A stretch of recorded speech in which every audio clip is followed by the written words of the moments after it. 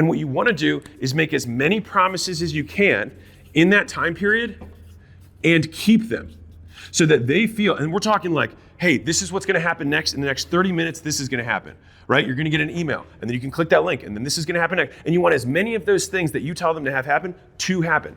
And from this, we do something called BAMFAM, which is book a meeting from a meeting.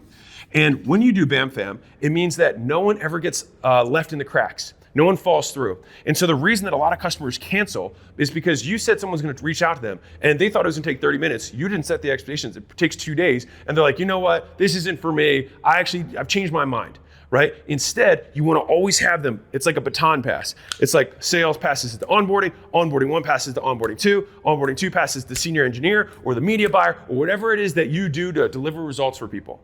And at that point, you've kept them through the process and you've reinforced, you know what? These guys are on top of it. They're legit. And if you want to make this extra magic, what you do is you pass on the notes.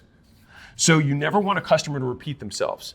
And so the way you do that is that you take notes on every call. And so if you get on a sales call, for example, and the setter had notes, then you can start the call being like, hey, I know you talked to Andrew and you said this, this, and this, and these are the problems you're struggling with. They're like, wow, these guys are on it. And when that goes to onboarding and they have their onboarding conversation with Sarah, and then Sarah says, oh, I know you talked to Andrew and you talked to Jeff, and you said these things. They're like, wow, this business is legit. Very small change, massive improvement in terms of how satisfied customers will be. And because this is all about making more money, the likelihood that they actually ascend and buy more in the future. Yeah.